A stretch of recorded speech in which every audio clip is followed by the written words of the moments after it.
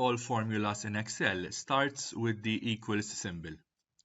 So if, for example, in this cell, we want to perform the addition of this number, 34, and this number, 45, we have to start by writing the equals symbol and then write the reference of the cell that we want to include in our addition. In this case, the reference for this cell is D4.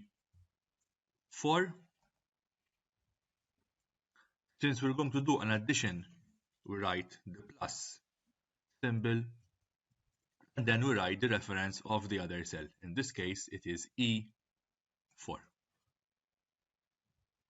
Once we press enter, the addition answer will be calculated. What is interesting in Microsoft Excel is that if we change the numbers of the cells which are included in a formula, for example, if we change this number 45 to number 50, once we press enter, the answer is updated accordingly. In order to do subtraction, we have to do the same thing. We start with the equals. Over this time, instead of writing the cell reference myself, I am going to click on the cell. So after that I write the equal sign, I am going to click on this cell, then I will write the minus symbol, and then I will click on the other cell.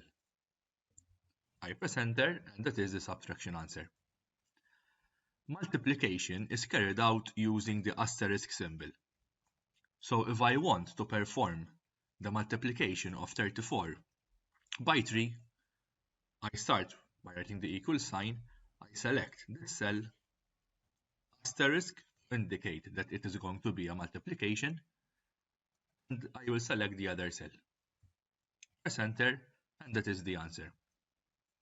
The division is carried out using the backslash symbol. So in this case, I am going to write equals, I will select this cell, write the backslash, and select the other cell. And that is the answer for the division. To calculate the percentage, we can use the percent symbol as you can see in this cell, and in this case we will use the multiplication.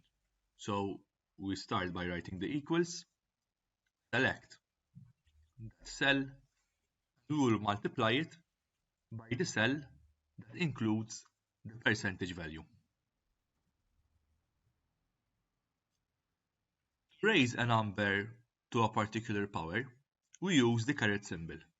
So again, we start with the equals, select the original number, write the caret symbol, and then indicate the power. Once we press enter, that is the answer for our power calculation.